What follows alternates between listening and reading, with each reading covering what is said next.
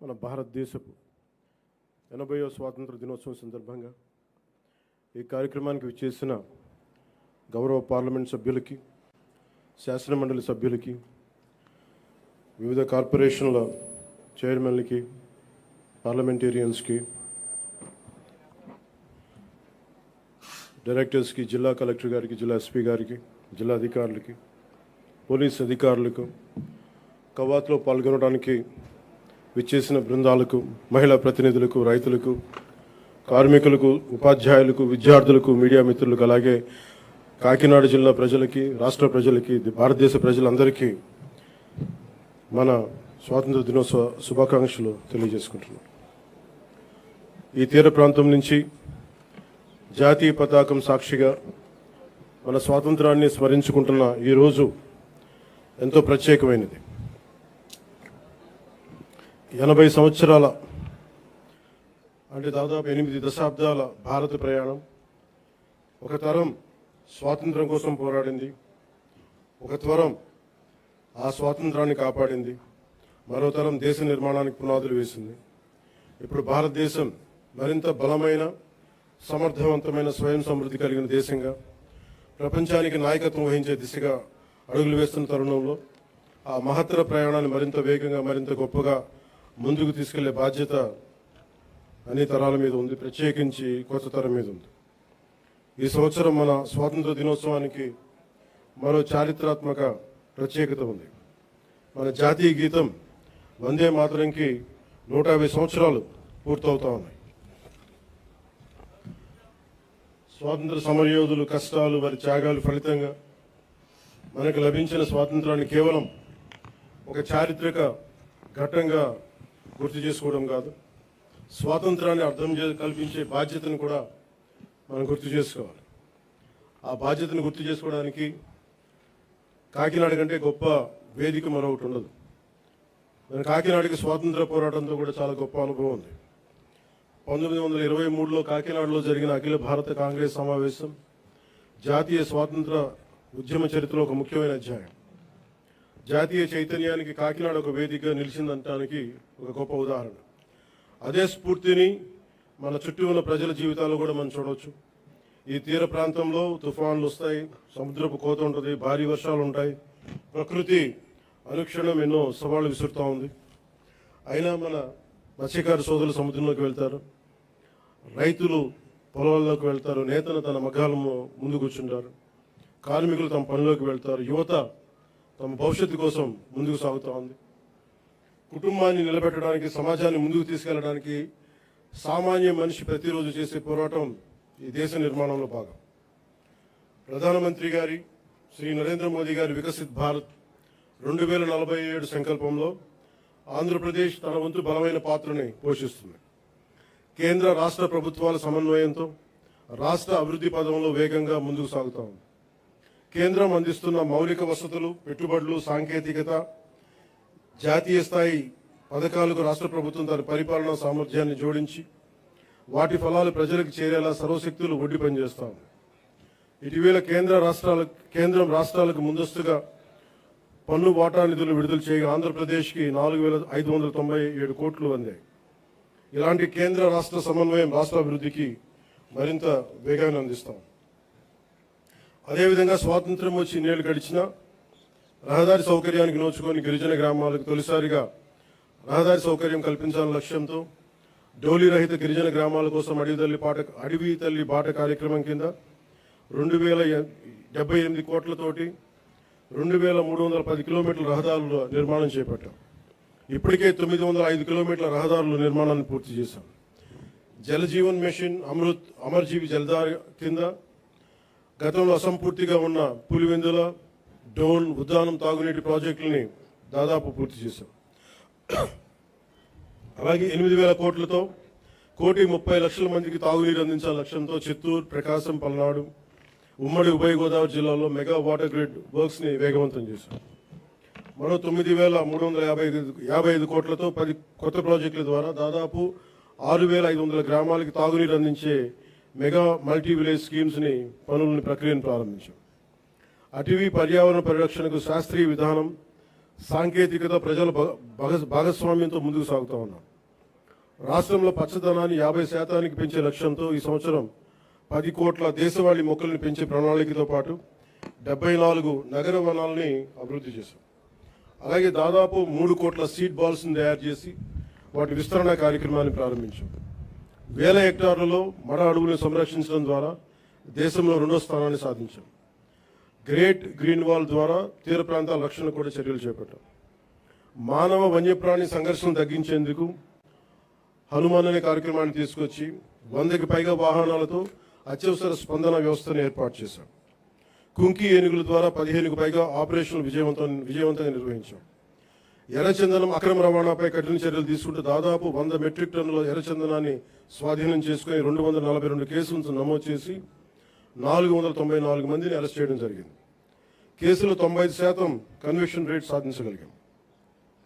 అటవీ భూ ఆక్రమణ చర్యలు తీసుకొని దాదాపు 10,506 హెక్టార్ల అటవీ భూమిని తిరిగి ఎన్డీఏ ప్రభుత్వం స్వాధీనం చేసుకుంది. రైతు సంక్షేమానికి ప్రాధాన్యత ఇస్తూ పీఎం కిసాన్, అన్నదాత సుఖీభవ పథకాల ద్వారా సుమారు 47 లక్షల రైతు కుటుంబాలకు ఏడాది 3,125 కోట్లతోటి ఒక్కొక్క రైతు కుటుంబానికి 20,000 సాగు సాయం అందిస్తా ఉన్నాం. ఆదాయ పౌర సరఫరాల శాఖ ద్వారా రైతులు పండించిన ధాన్యాన్ని మద్దతు ధరకు కొనుగోలు చేశాం. గత ఖరీఫ్ సీజన్లో 1.82 లక్షల మంది రైతుల నుంచి 48.70 లక్షల మెట్రిక్ టన్నుల ధాన్యాన్ని కొనుగోలు చేశాం. కొనుగోలు చేసిన ధాన్యానికి సంబంధించిన 11,556 కోట్లని 48 గంటల్లోనే రైతుల ఖాతాల్లో జమ చేయిస్తాం. రబీ సీజన్లో మరో 6,037 కోట్ల విలువైన ధాన్యాన్ని సేకరించాం. గతంలో అగ్రికల్చర్ మార్కెటింగ్ కమిటీల ద్వారా రైతుల నుంచి సెస్ వసూలు చేసిన ఆ నిధుల్ని చాలా అవసరమైన డొంక రోడ్ల నిర్మాణానికి గత ప్రభుత్వం వినియోగించలేదు. కానీ కూటమి ప్రభుత్వం బీబీ జీరామ్జీ పథకం ద్వారా 10,000 కిలోమీటర్ల డొంక రోడ్ల నిర్మాణానికి శ్రీకారం చుట్టబోతా ఉంది. అలాగే నేతన్న భరోసా ద్వారా చేనేత కార్మికులకు, మత్స్యకార సేవల పథకం ద్వారా మన పథకాల ద్వారా మత్స్యకారులకు అండగా నిలుస్తున్నాం. సంక్షేమం ద్వారా ప్రజలకు ఈరోజు భరోసా కల్పిస్తున్నాం. అభివృద్ధి ద్వారా రేపటి అవకాశాలు నిర్మిస్తా ఉన్నాం. గౌరవ ముఖ్యమంత్రి శ్రీ నారా చంద్రబాబు నాయుడు గారి నాయకత్వంలో రాష్ట్ర రాజధాని అమరావతిని అభివృద్ధి చేస్తున్నాం. రాష్ట్రం పెట్టుబడులు ముందుకు వస్తూ ఉన్నాయి. రాష్ట్ర జీవనాడైన పోలవరం కొత్త ప్రాజెక్టుని శరవేగంగా పూర్తి చేసుకుంటా ఉన్నాం. అలాగే ప్రత్యేకించి పిఠాపురం నియోజకవర్గం ప్రజల కోసం దాదాపు 1000 కోట్లతో ఎన్నడూ లేని విధంగా అభివృద్ధి పనులు చేపట్టాం. ఇందులో Uppada sea protection wall, roads, drains, తాగునీటి వస్తువులు, రైల్వే ఓవర్ బ్రిడ్జ్, రైల్వే స్టేషన్ల ఆధునీకరణ, 100 పడకల ఆసుపత్రి, దేవాలయాల అభివృద్ధి, నగరవనం, చెరువుల పునరుద్ధరణ వంటి కీలక పనులు ఉన్నాయి. పల్లె పండుగ, బీబీ జీరామ్జీ వంటి కార్యక్రమాలతో పిఠాపురం అభివృద్ధికి మరింత వేగంగా తీసుకొచ్చాం. నేటి యువతతోటి మాట్లాడటం అంటే రేపటి భారతదేశంతో మాట్లాడటం. అందుకు మీతోటి కొన్ని మాటలు పంచుకోవాలనుకుంటాం. మీరు కేవలం భారతదేశ భవిష్యత్తు కాదు, భారతదేశపు ప్రస్తుత బలం కూడా. ఈ రోజున సమాచారం మనకి క్షణాల్లో చేరుతా ఉంది. But speed is not truth. ఏదైనా నమ్మే ముందు ఆలోచించండి, అనుసరించే ముందు ప్రశ్నించండి, నిర్ణయం తీసుకునే ముందు పరిశీలించండి. మన రాజ్యాంగ ప్రాథమిక విధుల్లో article 51 clause A sub clause H కూడా ప్రతి పౌరుడు శాస్త్రీయ మానవతా పరిశీలన సంస్కరణ దృక్పథాలను, scientific temper, humanism, enquiry and reforms పెంపొందించుకోవాలని చాటి చెప్తూ ఉంటుంది. మనందరికీ మన అభిప్రాయాన్ని స్వేచ్ఛగా వ్యక్తం చేసే హక్కు ఉంది. అది మన ప్రజాస్వామ్యానికి చాలా గొప్ప బలం. కానీ ఆ స్వేచ్ఛని ఇతరులను దూషించడానికి, తప్పుడు సమాచారం వ్యాప్తి చేయడానికి ఉపయోగించకూడదు. Before sharing, verify data. Before criticising, know the facts. Before abusing, remember your responsibility. బలమైన ప్రజాస్వామ్యానికి మనకు కావాల్సింది బ్లైండ్ ఫాలోవర్స్ కాదు, ఇన్ఫార్మ్డ్ సిటిజన్స్ చాలా అవసరం. మీ చేతుల్లో మొబైల్ ఉంది, టెక్నాలజీ ఉంది, ఇన్ఫర్మేషన్ ఉంది, ఓటు ఉంది, టాలెంట్ ఉంది. కానీ అన్నిటికంటే ముఖ్యంగా మీ చేతిలో మీ భవిష్యత్తు ఉంది, దేశ భవిష్యత్తు ఉంది. ప్రతి తరం తన కాలానికి ఒక బాధ్యతని మోస్తుంది. స్వాతంత్ర ఉద్యమంలో ఒక భగత్ సింగ్, చంద్రశేఖర్ ఆజాద్, నేతాజీ వంటి యువకుల స్ఫూర్తితోటి ఆ రోజున దేశం కోసం త్యాగాలు చేశారు. స్వాతంత్రం వచ్చిన తర్వాత తరాలు దేశ నిర్మాణానికి పునాదులు వేశాయి. ఇప్పుడు ఆ జాతీయ నిర్మాణపు జ్యోతిని ముందుకు తీసుకువెళ్లాల్సిన అవసరం మన యువతది.